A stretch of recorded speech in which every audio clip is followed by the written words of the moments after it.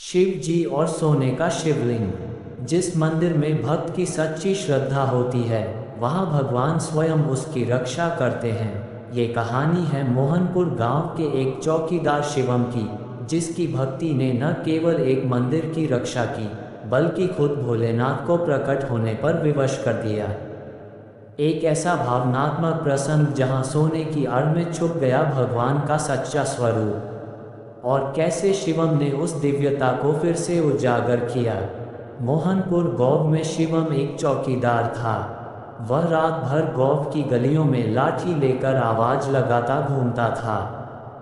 इसके चलते गांव वाले चैन की नींद सोते थे। वह रात को अपना खाना लेकर निकलता और शिव जी के मंदिर जाता था। रात के समय जब पुजारी जी मंदिर बंद करते, तब वह अपने काम पर निकल जाता था।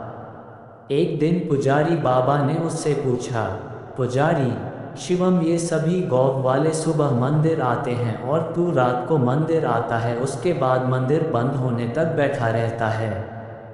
शिवम, पंडित जी, जब तक मैं भगवान के दर्शन नहीं कर लेता, मैं अपने काम पर नहीं जा सकता। दूसरा, जब तक भगवान बैठे रहते हैं मुझे गौ की चिंता नहीं है, जब ये सो जाते हैं तब मैं गौ की रखवाली करने निकलता हूँ। पुजारी, तुझे इतना विश्वास है शिव जी पर? शिवम, हाँ पंडित जी, मेरा विश्वास अटूट है। इसी तरह समय बीत रहा था। एक दिन मंदिर में एक सेठ जी आए और पुजारी जी से बोले, सेठ जी, पंडित जी, मेरे कोई संतान नहीं है, मैं भगवान भोलेनाथ की पूजा करना चाहता हूँ। पंडित जी सेठ जी की पूजा करवा देते हैं।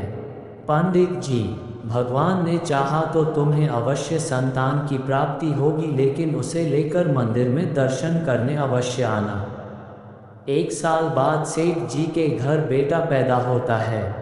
वे अपनी पत्नी व बच्चे के साथ मंदिर पहुंच जाते हैं। सेठ जी, पंडित जी, भोले बाबा ने मेरी पुकार सुन ली।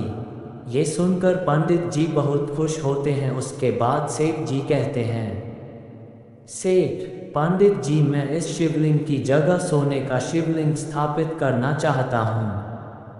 पंडित जी, यह आप क्या कह रहे हैं? सेठ जी, यह शिवलिंग बहुत पुराना है, हम इसे हटा नहीं सकते, और अगर आपने सोने का शिवलिंग स्थापित कर दिया तो इस खबर के फैलते ही शिवलिंग चोरी होने का खतरा बढ़ जाएगा।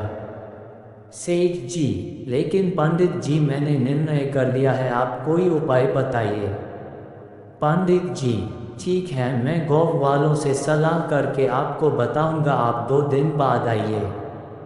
रात को पंडित जी शिवम से बात करते हैं। शिवम, पंडित जी, आप चिंता न करें, भोलेनाथ पूरे संसार की रक्षा करते हैं, क्या अपने शिवलिंग की रक्षा नहीं कर पाएंगे? आप एक काम कीजिए, सेठ जी से कहिए इस शिवलिंग को ही सोने से मरवा दें, इससे ये शिवलिंग सोने का दिखने लगेगा और इसे हटाना भी नहीं पड़ेगा। पंडित जी, लेकिन चोरों की नज़र में तो ये सोने का शिवलिंग होगा, उन्हें थोड़ी पता होगा कि यह पत्थर का है। शिवम, आप उसकी चिंता मत कीजिए, सब भोलेनाथ पर छोड़ दीजिए। पंडित जी अगले दिन सेठ जी को सब बता देते हैं। सेठ जी शिवलिंग पर सोना लगाने का काम शुरू करवा देते हैं। 1 महीने में शिवलिंग सोने का दिखने लगता है। एक दिन पंडित जी शिवम को बुलाते हैं।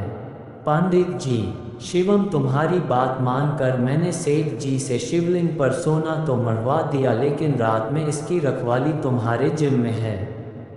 शिवम, पंडित जी, वैसे तो मेरे रहते पूरे गांव में चोरी नहीं हो सकती, लेकिन फिर भी मैं मंदिर का विशेष ध्यान रखूंगा। एक दिन रात को शिवम मंदिर के पास से गुजर रहा था तो उसने देखा मंदिर के द्वार खुले हैं और एक आदमी शिवलिंग के पास कंबल ओढ़कर बैठा है। शिवम उसके पास पहुंचा। शिवम, तू कौन है और मंदिर का द्वार कैसे खोला? चोर है क्या तू? आदमी, नहीं, मैं चोर नहीं हूँ, मैं केवल ये सोना हटाना चाहता हूँ, तुम इस सोने को ले जाओ। शिवम, क्या मतलब, इस सोने को क्यों हटा रहे हो? आदमी, ये सोना तुम्हारे कारण लगा है, इसलिए मैं चाहता हूँ कि यह सोना तुम ही ले जाओ। शिवम, आप कौन हैं और ऐसा क्यों बोल रहे हैं? तभी वह आदमी भगवान शिव के रूप में प्रकट हो जाते हैं। शिव जी, मेरे और मेरे भक्तों के बीच में ये सोने की दीवार खड़ी कर दी है। मेरे भक्त जो भी श्रद्धा से अर्पण करते थे वे इस सोने पर ही रह जाता है, मुझ तक नहीं पहुंच पाता, और न मेरे भक्त मेरे दर्शन कर पा रहे हैं। शिवम ये सुनकर भगवान के पैरों में गिर जाता है। शिवम, प्रभु मुझे माफ़ कर दीजिए, मैं अज्ञानी समझ नहीं पाया, आप तक जल भी नहीं चढ़ पाया, मैं अभी इस सोने को हटा देता हूँ। ये कहकर शिवम उस सोने को हटा देता है। भगवान शिव उसे आशीर्वाद देकर अंतर्ध्यान हो जाते हैं। सुबह जब मंदिर खुलता है तो पंडित जी यह सब देखकर शिवम से पूछते हैं। शिवम उन्हें सारी बात बता देता है। पंडित जी उसी समय सेठ जी को बुलाते हैं। सेठ, भगवान मुझे माफ़ कर दीजिए, मुझसे बहुत बड़ी भूल हो गई, अपनी जिद के कारण मैंने आपकी पूजा में बाधा डाली। उस दिन से मंदिर में पहले की तरह पूजा होने लगी। सेठ जी ने वह सोना गरीबों में दान कर दिया। इस घटना के बाद मोहनपुर गांव में फिर से पहले जैसी भक्ति और सरलता लौट आई।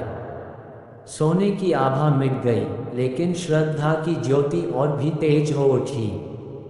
सेठ जी ने अपने अहंकार का त्याग करके वह सोना गरीबों में बांट दिया और भगवान शिव के सच्चे स्वरूप की आराधना शुरू हुई।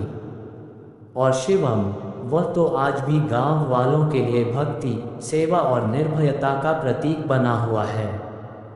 यही है सच्ची भक्ति, जहाँ दिखावे की नहीं, समर्पण की चमक होती है।